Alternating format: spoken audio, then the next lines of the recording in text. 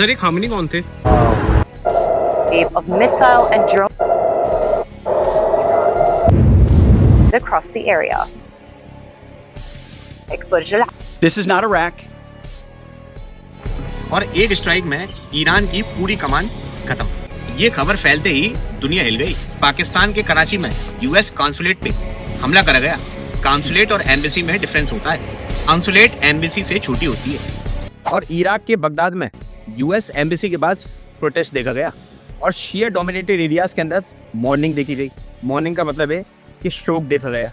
और लेबनान में हिजबुल्लाह ने इजराइल पे मिसाइल दागे और इजराइल ने 1 लाख रिजर्विस्ट बुलाए। रिजर्विस्ट का मतलब होता है कि ये मेंबर होते हैं रिजर्व मिलिट्री फोर्सेस के। और हाउतीस ने रेड सी में अटैक तेज कर दिए। इतना बड़ा असर एक आदमी की मौत का?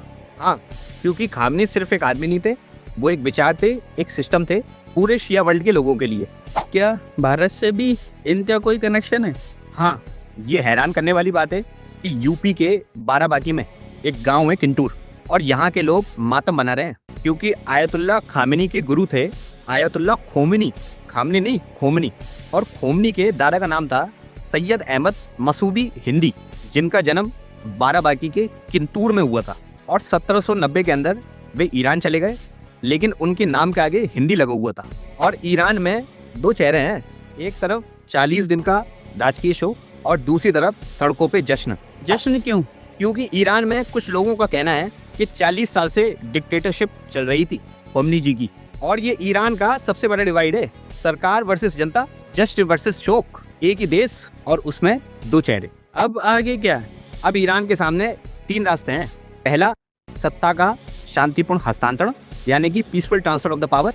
और एक इंटरिम काउंसिल बन गई है जिसके अंदर president Masoud Pezeshkian, judiciary chief Gholam Hossein Mohseni और guardian council members Ayatollah Ali Reza Arafi, जो इस इंटरिम काउंसिल के मेंबर होंगे। और ये लोग चुनेंगे सुप्रीम लीडर को। पर सवाल ये है, क्या लोग मानेंगे? और दूसरा रास्ता क्या? और दूसरा रास्ता है IRGC, जिसका मतलब है ईरानियन रिपब्लिक रेवोल्यूशनरी गार्ड्स। ये वहाँ की मिलिट्री है जिसके पास असली ताकत है।